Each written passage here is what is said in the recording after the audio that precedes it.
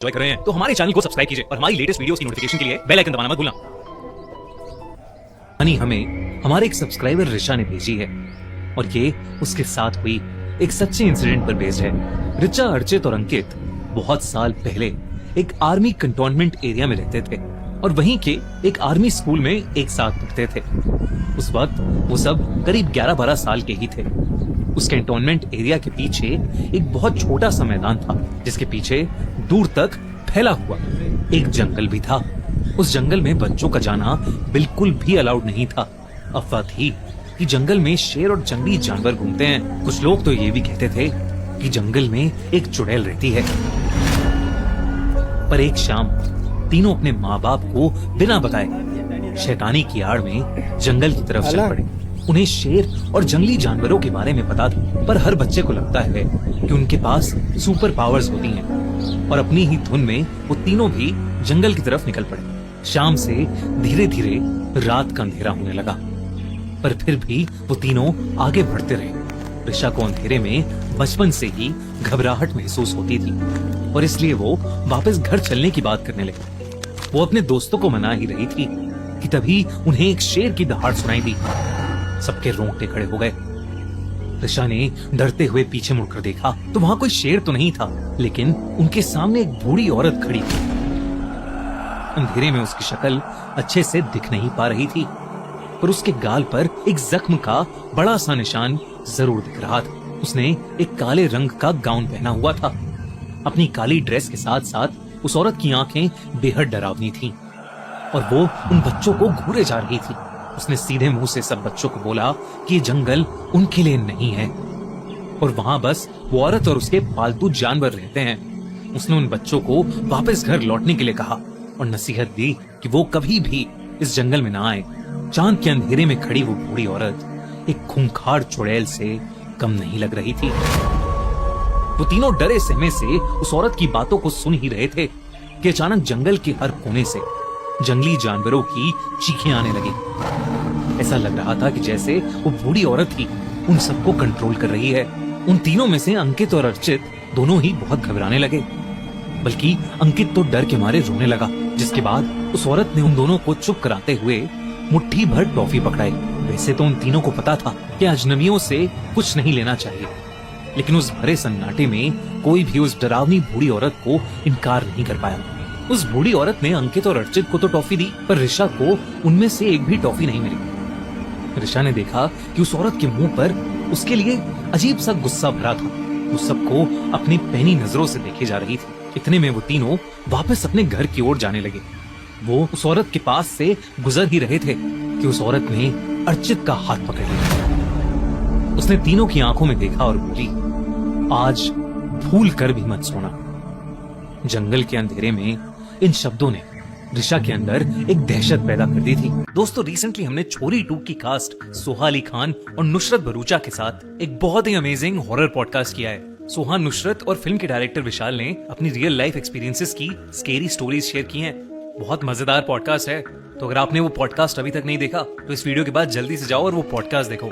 Podcast की link pin comment में। अंकित ने जब डरते हुए उस बूढ़ी औरत से उसके ऐसा बोलने की वजह पूछी तो उस बूढ़ी औरत ने एक डरा देने वाली मुस्कान दी और फिर बोली, अगर तुम आज सोए तो तुम्हारे सारे डरावने सपने सच हो जाएंगे। ये कहकर उसने अर्चित का हाथ छोड़ दी और वो तीनों पागल घोड़ों की तरह अपने घर को वापस भागने लगे। भागते हुए रिचा को अपने पीछे जानवरों के भागने की आवाजें सुनाई दी। ऐसा लग रहा था कि उस औरत के पालतू जानवर उनके पीछे पीछे भाग रहे हैं। रिचा बस जल्द से जल्द अपने घर पहुंचना चाहती थी। तीनों जल्दी से अपने घर पहुंच गए और इस घटना को एक गलती समझकर भूल गए।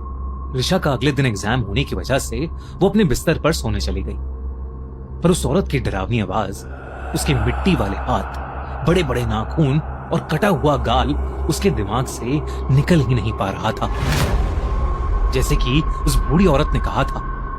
नींद आते ही रिचा को एक सपना आया, उसका सबसे डरावना सपना। सपने में जोरदार बारिश हो रही थी। रिचा एक गाड़ी में बैठकर अपने पेरेंट्स से दूर जा रही थी, जैसे शायद वो अब उनसे कभी नहीं मिल पाएगी। उसकी माँ लाल साड़ी में फूट फूट कर रो रही थी और उसके पापा शर्ट पैंट में खड़े थे। जिनकी भी आंखों से आंसू टपक रहे थे। गाड़ी के दूर गुजरने पर ऋषा ने जब पीछे मुड़कर अपने माँ बाप को देखना चाहा तो उनके पीछे कोई और भी खड़ा था। चौंका देने वाली बात यह थी कि वहां वही बूढ़ी औरत खड़ी थी, अपने चेहरे पे वही भयानक हंसी लिए, वो भी उसकी तरफ हाथ हिला रही थी। ये सपना देखते हुए ऋषा अपने बिस्तर पर जोर जोर से छटपटाने लगी। सपने में फिर गाड़ी की स्पीड एकदम से तेज हो गई और उसने अंधेरे के मारे वापस आगे देखा। उसने देखा कि आगे की सीट पर उसके माँ बाप ही रोते हुए गाड़ी चला रहे हैं और उसके साइड में वही औरत बैठकर उसे अपनी डरावनी आंखों से घूर रही है। गाड़ी की स्पीड अचानक इतनी तेज हो गई कि वो काबू से बाहर चली गई और एकदम से खाई में गिर पड़ी। और तभी ऋषा की आंखें खुल गईं। उसने इसे एक बुरा सपना सोचकर जाने दिया। ऋषा ने उस दिन सोकर वाकई बहुत बड़ी गलती करी थी। स्कूल एग्जाम्स के बाद उसके पापा ने अपनी बेटी को उसकी नानी के घर भेजने का डिसीजन लिया। मेरठ शिफ्ट होने के लिए अगले दिन ऋषा गाड़ी में बैठकर जा ही रही थी कि उसे अपना वही डरावना सपना सच होते हुए दिख रहा था। उस दिन उसकी माँ ने लाल साड़ी और पापा ने वैसे ही शर्ट पैंट पहना था और दोनों वैसे ही रोए जा रहे थे जैसे ऋषा के सपने में। जाते हुए ऋषा ने पीछे मुड़कर देखना चाहा तो उसके हाथ और पैर दोनों सुन पड़ गए। सब सपने के जैसा ही हो रहा था। उसके सपने के जैसे उसके माँ बाप के ठीक पीछे वही बूढ़ी औरत खड़ी थी जो उन्हें जंगल में मिली थी और वो वैसे ही भयानक तरीके से ऋषा को देखकर मुस्कुरा रही थी। पर इस बार जब ऋषा की गाड़ी ने स्पीड पकड़ी तो वो किसी खाई में नहीं गई और ना ही उसके बाद कोई हादसा हुआ। 10 दिनों बाद ऋषा को अपने पेरेंट्स से पता लगा कि अर्चित की माँ एक एक्सीडेंट में मर गई है। ऋषा तब इस सब को समझने के लिए बहुत छोटी थी और समय के साथ वो इस बात को भूल भी गई। लेकिन कुछ साल बाद वो वापस अपने शहर में आई और अपने पुराने दोस्तों से मिली। तब अर्चित ने उसे बताया कि जिस रात ऋषा को डरावना सपना आया था उस रात उसने भी एक बुरा सपना देखा था। अर्चित ने अपने सपने में अपनी माँ को एक कार एक्सीडेंट में मरते हुए देखा था जो 10 दिनों बाद सच हो गया। पर अंकित के साथ ऐसा कुछ नहीं हुआ क्योंकि अंकित उस रात सोया ही नहीं था। ऋषा को शायद थोड़ा थोड़ा सब कुछ समझ आने लगा था। उसे उस बूढ़ी औरत की बात याद आने लगी थी जिसने उन्हें उस रात सोने से मना किया था। ऋषा का भयानक सपना असलियत में नहीं घटा क्योंकि शायद उसने उस दिन उस औरत की दी हुई टॉफी नहीं खाई थी। पर उसे पूरा भरोसा हो गया था कि ये सब उसी चुड़ैल ने किया था। उस दिन के बाद से वो बूढ़ी औरत ऋषा को फिर से अपने सपनों में दिखने लगी। आज ऋषा 20 साल की हो गई है लेकिन उसके सपनों में जब भी वो औरत उसे दिखती है तब ऋषा के जीवन में कुछ बहुत बुरा होते होते रह जाता है। ऋषा को आज तक उस बूढ़ी औरत की माया समझ नहीं आई। क्या आपको समझ आया कि वो बूढ़ी औरत कौन थी?